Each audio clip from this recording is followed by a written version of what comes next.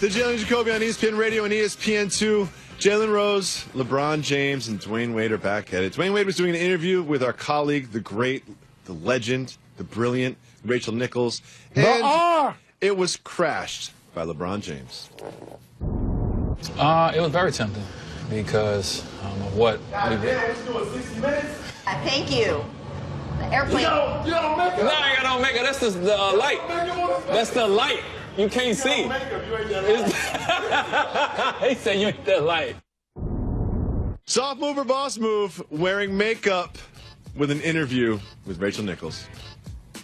I have to say it's a boss move because I wear makeup on television. You're wearing makeup right now. Yeah, you have to say it's a boss move. Do you think he lied? Do you think he had makeup on and lied, or didn't have makeup on? It was the light that made him lighter. But I got to dig a little deeper.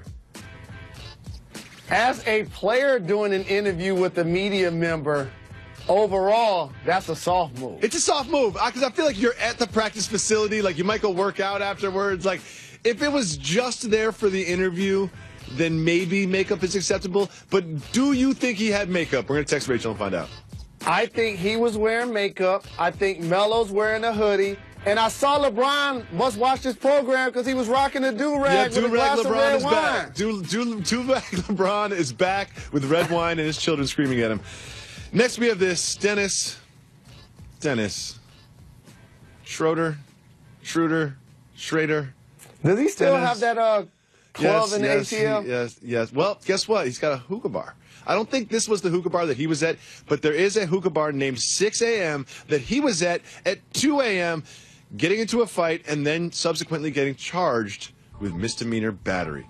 Jalen Rose, as someone who has champagne and campaigned in Atlanta and all over the country, how does he avoid these situations?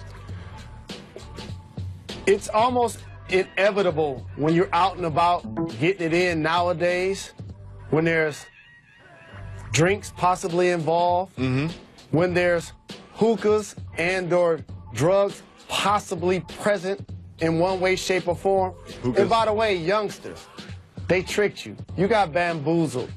That flavored tobacco, all that is rebranded cigarettes. That's all it is. It's all bad for you.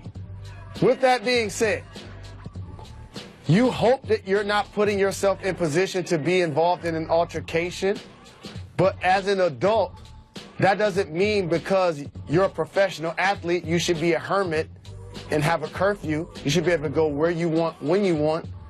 And also, you should not allow somebody to disrespect you just because of the position you hold as a professional athlete. So there has to be a healthy balance both ways. Here's what happens. He started the physical altercation. He shoved the person first, and then his friends got involved. That's your mistake, Dennis. You just don't put your hands on anybody. People can talk to you. You can argue back and all of that. And your friends can put their hands on people. Don't put hands. You don't end up getting charged. We don't end up talking about it in Jalen Jacoby. Moving on, we have statue news. So we bring in senior statue correspondent of the world, not just of ESPN, Jalen Anthony Rose, our senior statue correspondent. There has been a statue added outside of the arena in Utah, joining the statue of Karl Malone and John Stockton. Is this statue of the J Note, which is essentially the Jazz logo? What do you think about the J-Note statue outside, senior statue correspondent Jalen Rose? I like it. I approve because they initially got it right by putting their Hall of Fame immortals out there first. And John Stockton, who in the pantheon of great players totally gets overlooked, not only as a scorer and as somebody that's one of the all-time leaders in steals, but as a playmaker and a passer. And Karl Malone, who initially is the player I saw shooting one-leg jumpers like they were wet, running the lane, finishing with aggression and power like no other, and also mid-range game was cold. Thank you, senior statue correspondent, for the statue analysis. No question. I think that is the only Jazz note you will see or hear in the state of Utah. That's all I have to say. Suns rookie Josh Jackson, your guy, Josh Jackson was being asked about which players he compares to, which players does he like, which players aren't he like. When asked which players are he least like, he said this, and I can't believe he said this. Quote, probably Steph Curry, just because, you know, he's known as a shooter, I'm not. He's small and unathletic. Jalen Rose, the man called two-time MVP, Steph Curry, small and unathletic. What is he doing? Is that a failed test?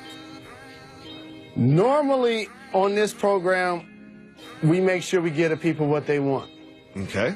And for Josh Jackson, when training camp starts, he must go to the front of the line, give his cup to the one that is administering the test, and immediately enter himself into the program. Just be like, I'm going in the program, because that's a failed test. I mean, who would fix their lips to say that Steph Curry is unathletic? He might be small. Like, he might be small. Fine, I get that. He is small of stature. But if you've watched this man play basketball, how could you ever come to the conclusion that he's unathletic? It just doesn't make sense. Just because he doesn't have the explosion or the burst of a Russell Westbrook or a John Wall, the things that he's able to do with his handle, between the legs, behind the back, play in and out of traffic, and also finish with both hands, jumping off both feet, and his body control is immaculate. So based on this commentary, when they play one another, I'm pretty sure Mr. Curry's going to be fired up to go against the If I was Rook. Earl Watson, I'd just be like, Josh, you're covering Steph the entire game just to learn how athleticism works. Coming up next on Jalen and Jacoby, it is my favorite segment of the week. Why is that, Jalen Rose? Because you're a slacker. It's the final one of the week, and you got a lot of kids at home, and you want to get home to tend to them. I don't want to get home. I'm going to go to the bar for a while first.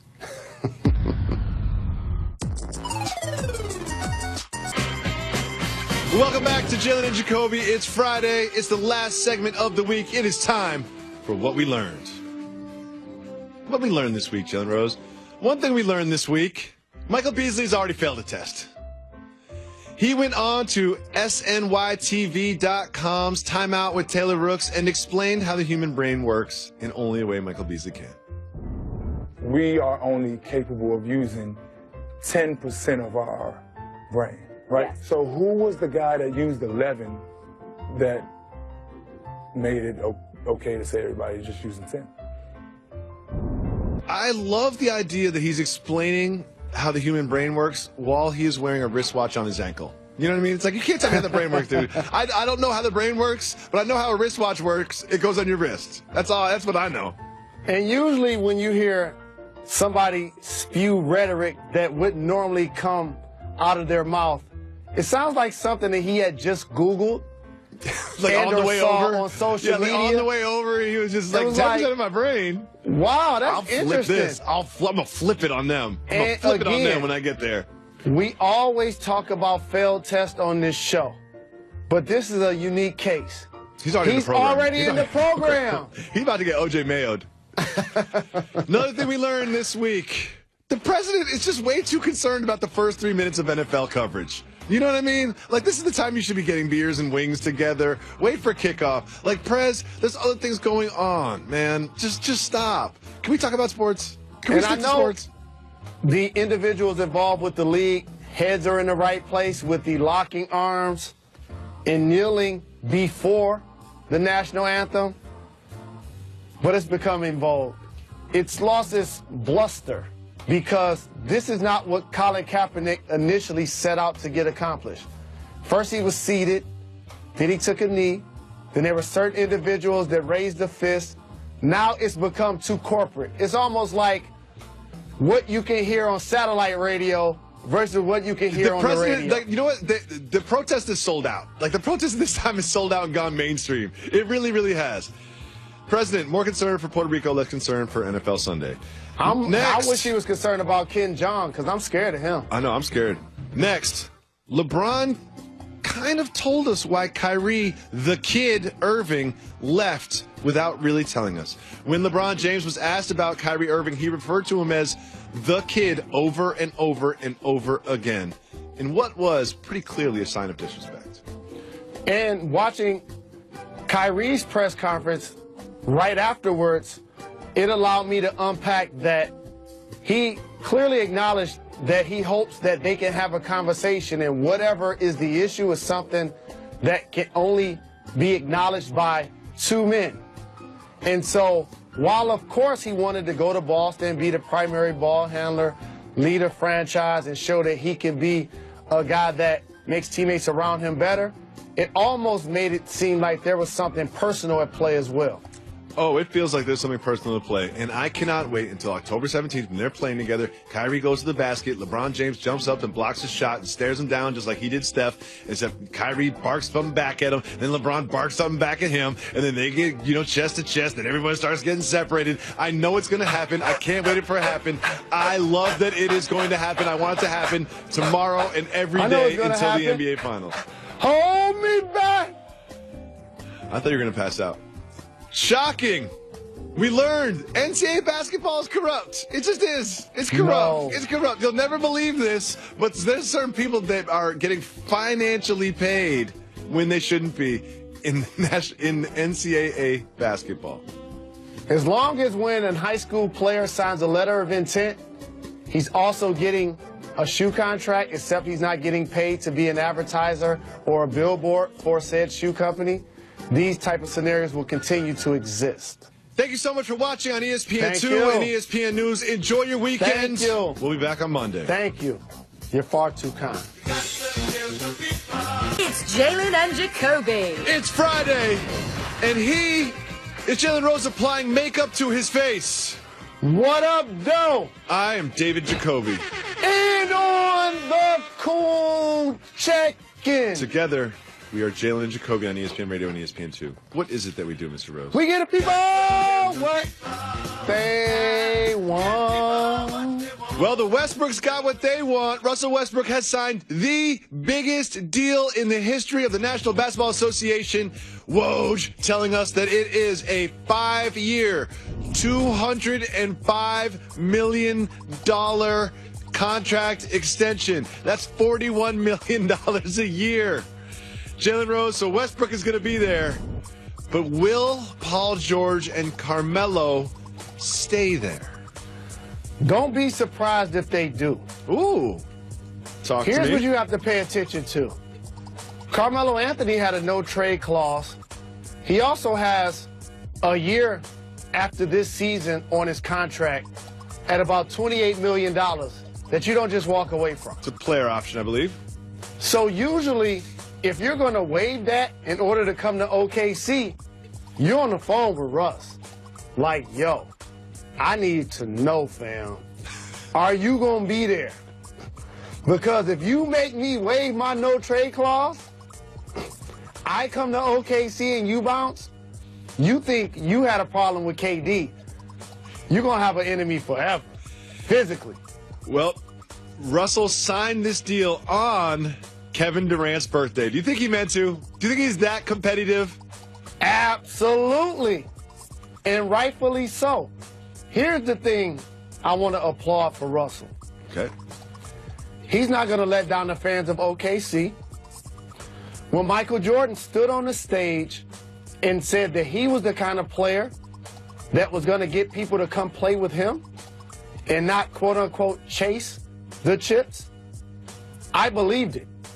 And knowing Russell the way I do and how he's handled the scenario, regardless to them losing Harden, regardless to KD bouncing, it seems like this move is true to character. And doing it on KD's birthday, after you guys have already acquired Paul George, is only right. We officially have another super team in the league. And it's not in Golden State, and it's not in Cleveland. Oh, man, League Pass is going to be on fire, not only this year, but for years to come. Moving on, this week has been covered extensively. This FBI investigation that's uncovered all of the corruption, well, some of the corruption, an example of the corruption that's going on in the NCAA in regards to paying families and families paying players and college coaches getting paid, college coaches paying people, players being paid to join agencies. They've uncovered it all with charts and FBI investigations. But Jalen, it's time that you take us behind the curtain.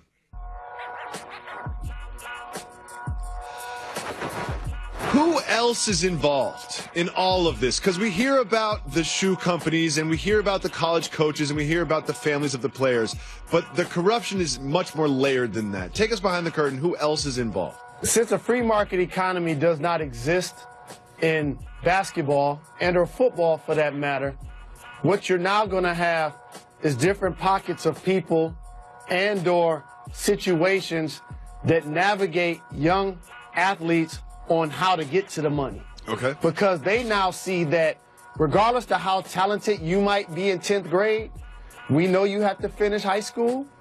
We know you have to go to college for 1 year. And we know neither one of those situations are allowed to pay you. So based on that, it initially starts with the athlete's talent, family and or friends and or relatives.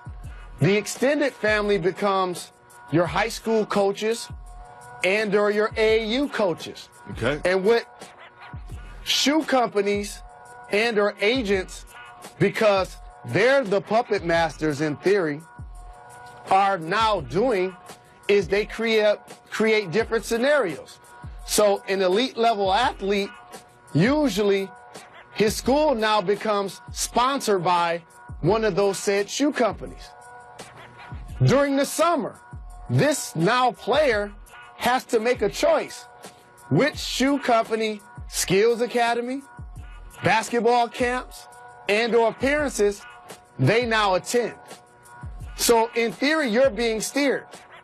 Also, along those lines, who's working you out each summer to allow you to hone your craft? Oh, that's interesting. When you see a quarterback's coach that's a guru, or a trainer that's working out all of the elite athletes, you know that somebody's paying them, right? Mm-hmm. They probably wear all the same brand clothing from head to toe.